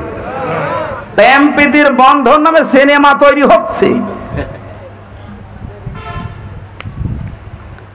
আদম নবী আলাইহিস সালামকে আল্লাহ বললেন বিয়ে করতে হবে, উনি বলছে আমি রাজি। এই দেশের যুবক যারা আছে, আমার মনে হয় ওরা যদি পৃথিবীর কোন ফরজের খবর না রাখে, বিয়ে করা ফরজ এটা জানে না। সন্তান যাদের আছে প্রাপ্ত বয়স্ক, রিজিকের দিকে আপনি না তাকিয়ে তার বিয়ে দিয়ে দেবেন। বিয়ে করলে যে সমস্ত উপকার গুলো আছে আপনি এগুলো টের পাবেন না। আপনি মনে করছেন না, আজকে একটা ফেসবুকে একটা স্ট্যাটাস দিয়েছে এক মহিলা, বলছে আমি প্রতিষ্ঠিত হব, দরকার হয় বুড়ি হব, তারপরে বিয়ে করব। আল্লাহ যৌবনকে ভোগ করার জন্য যে সময়টুকু দিয়েছেন, এই সময় পার হয়ে গেলে আপনার দিকে তো কেউ তাকাবে না।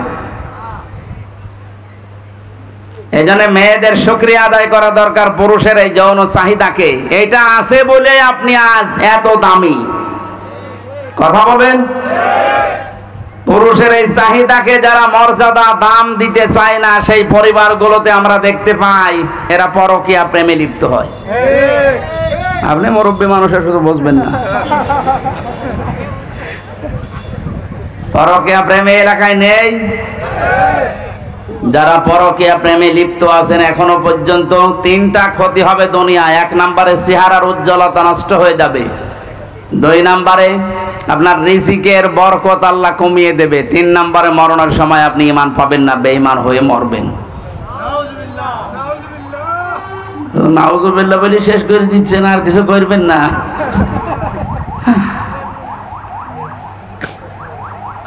হযরতে আদম বলছে, আল্লাহ আমি রাজি আছি বিয়ে করতে, তুমি ব্যবস্থা করো। বলে বিয়ে করতে হলে দেনমোহর দেওয়া লাগবে। কোথায় পাবো? কিচ্ছু নেই আমার কাছে। আল্লাহ পাক ওই দিন বলেছিলেন, আমার নবী মুহাম্মদুর রাসূলুল্লাহর নামে 10 বার দরুদ পড়ো, ওইটাই দেনমোহর হয়ে যাবে। দেনমোহর শেষ, বিবাহ শাদী শেষ। আল্লাহ রাব্বুল আলামিন হযরত আদম আলাইহিস সালামকে এবার আদেশ দিলেন। এখানে আমি 2টা শিক্ষা বলবো, আলেম যারা আছেন খেয়াল করেন।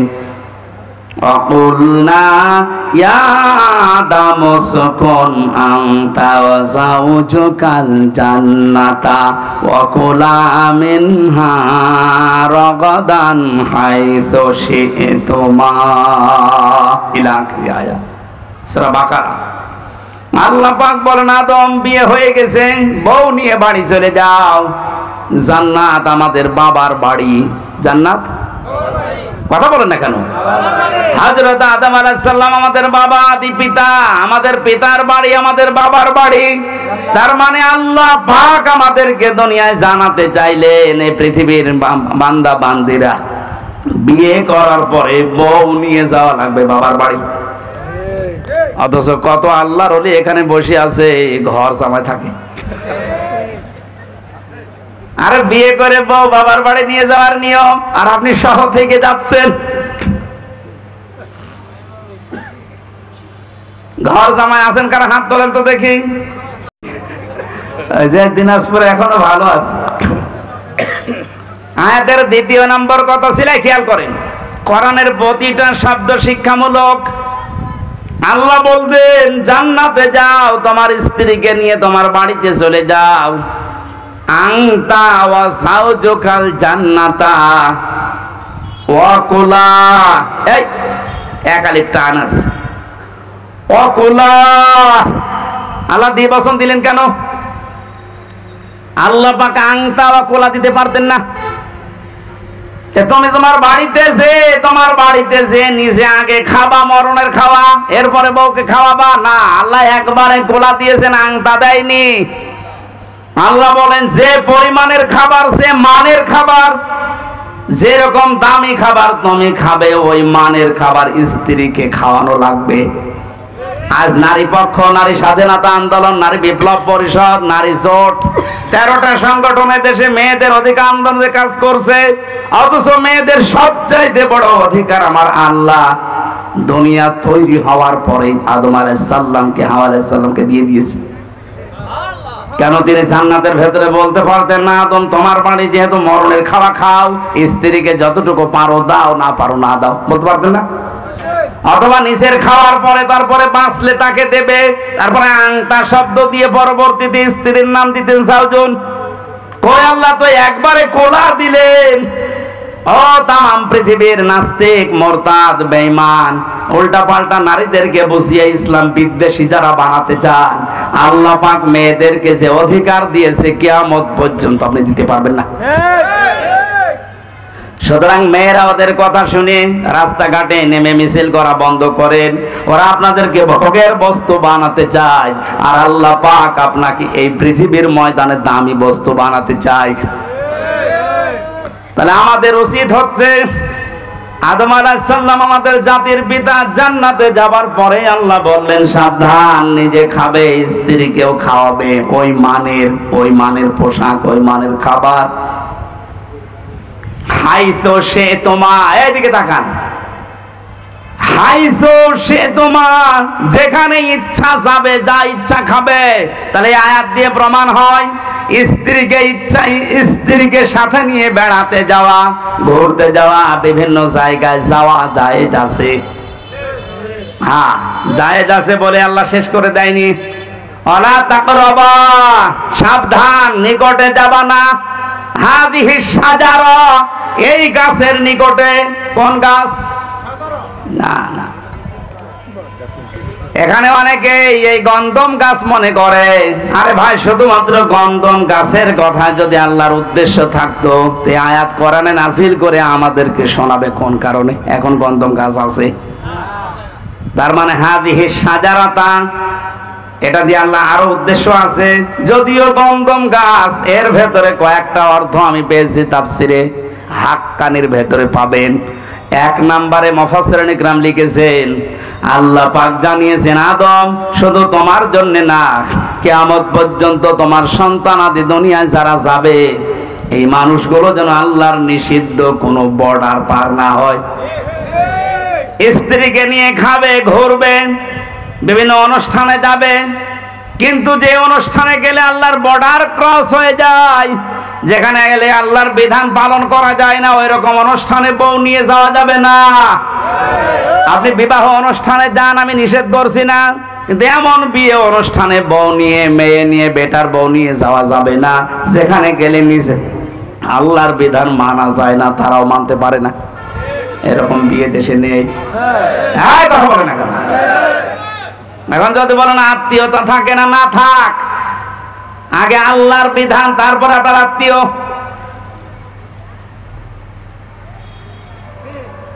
বিশ্বনবীকে আল্লাহ জানাতে বলেছেন, নবী আপনি জানান লা তাআতা লিমাখলুকিন ইল্লা বিমাসিয়াতিল খালিক। এই পৃথিবীর ময়দানে আল্লাহ এবং রাসূলের অবাধ্য হয়ে যায় এমন কোন কাজ দুনিয়ায় কারো জন্য করা যাবে না। এটা যদি বিয়াই না থাকে না থাক, কারণ যে বিয়াই জাহান্নামে নিয়ে যাওয়ার কারণ হয়ে দাঁড়াবে ওইরকম বিয়াই থাকার চাইতে না থাকা ভালো। তাহলে আজ থেকে যে কয়টা শিক্ষা পেয়েছেন, প্রথম শিক্ষা কি? বিয়ে করে বউ বাবার বাড়ি নিয়ে যাওয়া লাগবে। 2 নম্বরে যা খাবেন যে মানের খাবার ওই মানের খাবার তাদেরকে দেওয়া লাগবে। এক কথা বলে না কেন? যেই মানের ঘরে থাকেন ওই রকম মানের ঘর তাদের ব্যবস্থা করা লাগবে। যেই মানের কাপড় আপনি পরেন ওই মানের কাপড়ের ব্যবস্থা তাদের করা লাগবে। এরপরে তাকে নিয়ে মাঝে মাঝে ঘুরতে যাওয়া, আনন্দ করা। কিন্তু এমন জায়গায় ঘোরা যাবে না, এমন অনুষ্ঠানে যাওয়া যাবে না যেখানে গেলে আল্লাহর বিধান মানা যায় না। আজ বাংলাদেশে এমন এমন দিবস নাম দিয়ে চালাচ্ছে যে দিবসে গেলে ঈমানও যায় আমলও যায়। নাম দিয়েছে শিশু মেলা, শিশু নেই, শুধু শিশুর খালারা আর মামারা। আর ওখানে গেলেই শুধু অ্যাক্সিডেন্ট হয়। এরকম অ্যাক্সিডেন্টের মেলা নেই, নাম দিয়ে শিশু মেলা। শিশু খুঁজে পাওয়া যাচ্ছে না, খালি শিশু খালারা আর মামারা।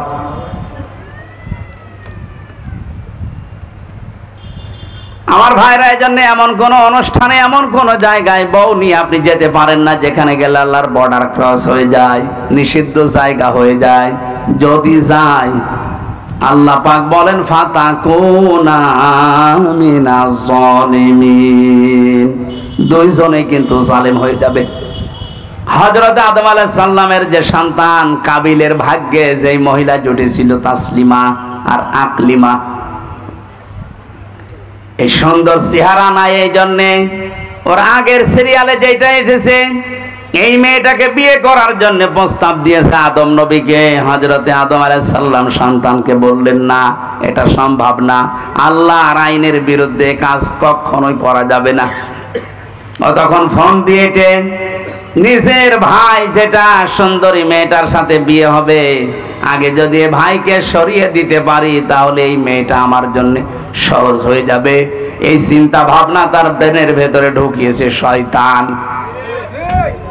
আল্লাহ পাক বলেন ইযি করবা কুরবানান ফাতুকবিলা মিন আহাদিহিমা ওয়া লাম ইউতাকাব্বাল মিনাল আখার। হযরতে আদম আলাইহিস সালামের এই দুই সন্তান কোরবানি করেছিল আদম নবীর কথা মতো, যে চাটিয়াল ময়দানে পশু জবাই করে রেখে আসো, আকাশ থেকে আগুনের ঝলক এসে পুড়িয়ে ফেলবে। ওই জামানার কোরবানি ছিল এইটা। কথা বুঝতেছে? হযরতে আদম নবীর ওই জামানার শরীয়ত ছিল এরকম, আপনি কোরবানি জবাই করে রেখে আসবেন চাটিয়াল ময়দানে, আকাশ থেকে আগুনের ঝলক এসে পড়িয়ে ফেলবে, তাহলে বুঝবেন আপনার টাকা হালাল, ওইটা কবুল হয়েছে। আর যারটা পোড়াবে না অভাবে থেকে যাবে, তার বুঝতে হবে টাকার ভেতরে 2 নাম্বারই আছে। আমার মনে হয় এই শরীয়ত যদি আজ বাংলাদেশে থাকতো, কত মানুষ যে ধরা কিন্তু আল্লাহ ভালো জানে। এই জন্য যারা অবৈধ ইনকাম করে, যাদের টাকা পয়সা হালাল না, সুদের টাকা, ঘুষের টাকা, মানুষ ফাঁকি দেওয়া টাকা, জেনে শুনে তাদের সাথে কোরবানি করা জায়েজ নেই। যদি কেউ করে জেনে শুনে, তাহলে আপনার হালাল টাকার কোরবানি হবে না। নাকি মাসলা বলা ভুল হয়ে গেল? না, এই এলাকায় এসব আছে। আপনি কোরআনে যত জায়গায় কোরবানি শব্দটা পাবেন, দেখবেন তার আগে আল্লাহ নামাজের কথা দিয়েছেন, কুলে ইন্না সলাতি ওয়া নুসুকি। এই যে সলাতি ওয়া নুসুকি, নুসুক শব্দের অর্থ 3টা। 1 নম্বরে কোরবানি, 2 নম্বরে হজের ক্রিয়াকলাপ, 3 নম্বরে ইবাদত বন্দেগী। আপনি 1 নম্বরেই ধরেন কোরবানি দেওয়া, আল্লাহ আগে নামাজ এরপরে কোরবানি দিয়েছেন। ফাসাল্লি লিরাব্বিকা ওয়ানহার, আপনি রবের নামে নামাজ পড়েন এরপরে কোরবানি দেন। এখান থেকে মাসলা বের হয়, যারা নামাজ পড়ে না তাদের সাথে কোরবানি করা জায়েজ নেই। এলাকায় করেন কেউ, আপনারটাও হবে না। হযরত আদম নবীর শরীয়ত যদি এখন থাকতো, কত বড় বড় হাসি সে ধরা খেত আল্লাহ ভালো জানে, আমরাও ধরা খেতাম। কারণ আজ হাজারো মানুষ কোরবানি দিচ্ছে, আজ 50টা আকিস গ্রুপে কোরবানি দেবে, আমার মনে হয় কয়েকশো। টাকা যদি রিকশা চালকের মতো হালাল ইনকাম করে কোরবানি দেওয়া লাগতো, এভাবে হাজার হাজার গরু আমরা একজনকে কোরবানি দিতে দেখতাম না। চাটিয়াল ময়দানে রেখে আসার কারণে যখন কবুল হয়নি, ওকে শয়তান তখন ধোঁকা দিয়েছে, পথের এই কাঁটা, এই ভাই এটাই সরিয়ে ফেল, তাহলে সুন্দরী মেয়েকে তুই পেয়ে যাবি।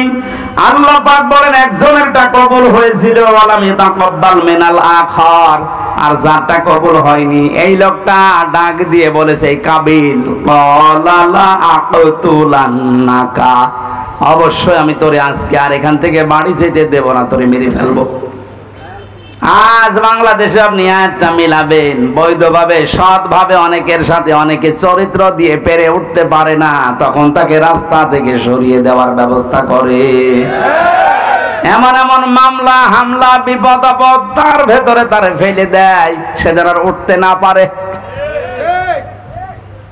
কোরআনে কারিমের সূরা নিসা 5 নাম্বার পারা 15 নম্বর পৃষ্ঠার 12 নাম্বার লাইনের 113 নাম্বার আয়াত, বাড়িতে একটু আয়াতটা মিলাবেন। ওয়াইয়াকেসবে খাতিয়াতান আও ইসমান সুম্মা ইয়ারমি বিহি বারিয়ান ফাকাদ ইহতামালা বুহতানা ওয়া ইসমান মুবিনা। শেষ করে দেব, মেলা রাত হয়ে গেল, আমি তো এখনো খাবারই খাইনি, খাবার খাওয়া লাগবে না? একটু করবো, ঠিক আছে, আর একটু করে খাবার নিয়ে আসে, খাবার খাই দেয় আবার শুরু করবে। সূরা নিসার আয়াতের বর্ণনা বলছি। আল্লাহ পাক বলেন পৃথিবীতে অনেক মানুষ এমন আছে নিজে অন্যায় কাজ করে, আর অন্যায়টা যখন হয়ে যায় তখন একটা নিরপরাধ মানুষের উপরে দোষটা চাপিয়ে দিয়ে নিজে ভালো সাজে, এ যেন প্রকাশ্য পাপের বোঝা বহন করে নিয়ে বেড়াচ্ছে। বলেন নাউজুবিল্লাহ। ও পৃথিবীর মুসলমানেরা, আল্লাহ যদি চর্মচোখে পাপের বোঝা দেখার মতো সুযোগ আমাদেরকে দিত, এদেশে আজ হাজারো ভদ্রলোক নামে যারা, এরা রাস্তায় বের হতে পারতো না। বিনা কারণে একটা মানুষের উপরে দোষটা আপনি চাপিয়ে দিলেন, অথচ লোকটা ও বিষয় কিছু জানেই না। কথা বলেন না কেন? আল্লাহ তুমি আমাদেরকে বোঝার মতো রকম ঈমান এবং যোগ্যতা দান করো, বলেন আমিন। জীবন চলে যাবে, নিরপরাধ কোন মানুষকে আমরা যেন না ফাঁসাই। আপনি ওরে ফাঁসিয়ে ওর ক্ষতি করতে পারেননি, নিজে পাপের বোঝা আপনি বহন করে নিয়ে বেড়াচ্ছেন। হয়তো আজ আমাদের ওই চোখ নেই, তা আমরা দেখতে পাচ্ছি না। সাদা ধুতি পরে সুন্দরভাবে গোসল করে গোঁফ দাড়ি কেটে একেবারে ফেরেশতার মতো লাগতেছে আপনাকে। আপনি যে কাজ করে এসেছেন, এটা যদি সত্যি শরীরে লেখা থাকতো, আল্লাহ শুধু সাত্তার নামের ওসিলায় আপনার শরীরে এই গোনাটা লিখে দেয়নি। উনি যদি সাত্তার নাম না নিত, তাহলে আমরা যে যে অপরাধ করি ওইটা আমাদের শরীরের বিভিন্ন জায়গায় লেখা থাকতো, রাস্তায় বের হওয়া যেত। দিনাজপুর বাসে যখন ওটা কবুল হয়নি, তখন হাত বাড়িয়েছে, আমি তোকে মেরে ফেলবো। যাকে মেরে ফেলার জন্য হুমকি দিয়েছে হযরতে আদম নবীর সন্তান হাবিল, এ কিন্তু আর হাত উত্তোলন করেনি মেরে ফেলার জন্য, তিনি একটা কথা শুনিয়েছিলেন ভাইকে। আজ আমরা যারা একামতে দিনের সাথে আছি, এদেশে ইসলাম কায়েম হোক, এই নেশা এই পেশা নিয়ে ঘুরি, তাদের ওই একই কথা। এত অত্যাচার, এত জুলুম, এত নির্যাতন সহ্য করার পরও আমরা পাল্টা আক্রমণ করি না। আমরা আদম নবীর সন্তান হাবিলের মতো এই কথাই বলি, ক্বালা ইন্নামা ইয়াতাকাব্বালুল্লাহু মিনাল মুত্তাকিন। হে ভাই কাবিল, তোমারটা কবুল হয়নি, এজন্য তুমি আমাকে মেরে ফেলতে চাও। আমি তোমাকে মারার জন্য হাত বাড়াবো না, তোমাকে মেরেও ফেলতে চাইবো না। ভালো করে শুনে রাখো, আল্লাহ পাক কিন্তু মুত্তাকি যারা তাদের কুরবানি দুনিয়ায় কবুল করে থাকেন। এই আয়াত দিয়ে প্রমাণ হয় সামনে কুরবানি কবুল হবে শুধু বাংলাদেশে তাদের, যে মানুষগুলো দুনিয়ায় মুত্তাকি। মুত্তাকি কি? আল্লাহকে ভয় করে, এই কথা আমরা সবাই জানি। মুত্তাকি না, পৃথিবীতে মুত্তাকি হওয়ার জন্য সবচাইতে সুন্দর যে সংজ্ঞাটা আমার ব্রেনে এসেছে, আমি দেখতে পেয়েছি, পৃথিবীতে যেখানে যার যেই দায়িত্ব, ওই দায়িত্বটা সঠিকভাবে পালন করার নাম হচ্ছে মুত্তাকি। এটা আজ বাংলাদেশের মানুষ যদি বুঝে ফেলতো, এদেশের কুরবানি সবারটা কবুল হয়ে যেত। যে যেখানে আসি ওই জায়গায় আমার দায়িত্ব কি আমি পালন করব। দুনিয়ায় একদিকে চলে গেলেও আমি পালন করব। এখানে আমি যখন বসি, এই চেয়ারটা আমার জন্য একটা আমানত। এটা কি হবে কি হবে না ওদিকে ভাবার সময় কোরআনপন্থী লোকদের থাকে না, কারণ আমি মুত্তাকি, আমার এই দায়িত্ব, এই আমানত আমি পালন করবই। আজ 48,000-এর উপরে পীর এই দেশে, লক্ষ লক্ষ আলেমেরা, আজকে যদি এই দায়িত্বটা সত্যি পালন করতে পারতাম, আমার মনে হয় এই দেশে অবৈধ কাজ করার পরে মানুষের একটু অনুশোচনা হলেও আসতো। শুধু জুলুম করার কারণে যারা দায়িত্বে আছে ওরাই আল্লাহর দরবারে দাঁড়াবে মনে করছেন? এই দেশের হাজার হাজার আলেম, হাজার হাজার মসজিদের ইমাম, খতিব, বক্তা, এরা আল্লাহর দরবারে আসামির কাঠ ঘোড়ায় দাঁড়ানো লাগবে। ধোঁকা দিয়ে বোকা বানিয়ে আপনি জাতিকে পাগল করতে পারেন, আল্লাহ পাগল হবে? দিনাজপুরবাসী এবার একটা 9টা ব্যাখ্যা এই মুত্তাকির আছে, আমরা একটা একটা করে বলি নাকি? না, আপনাদের মনে হয় এরকম আগ্রহ আর নেই? আগ্রহ আছে, তো বারবার ডিস্টার্ব করছে, কিছু বলছেন না? এই যে বারবার 2বার দিল, বলে টাকা তোলেন, টাকা তোলেন। টাকা তুলতে পারি? টাকা তোলার জন্য তো কিছু হাওয়া দেওয়া লাগে, দেশে হাওয়া পাবো কোথায়? ব্যাগ দিতে বলছে। এই মাহফিল এইভাবে হয় না। আপনারা কি করেছেন? আমরা তুললেন 9:45-এ। এ পর্যন্ত আপনারা যদি কালেকশনে ঠিক করতে না পারেন, আমি তো বললাম যে এগুলো পারি না। যারা নিয়ে যাচ্ছে, যারা দেওয়ার জন্য নিয়ে এসেছিলেন, ওগুলো আর বাড়ি নিয়েছে, এর না বিপদে পড়বেন, দিয়ে যান। আপনারা অন্তত একটা টাকা হলেও যেন এই অনুষ্ঠানে থাকে। যারা যাচ্ছে একটু দেন তো, 2-4 মিনিটের ভেতরে আমরা যাব, এখনো অনেক কথা বাকি।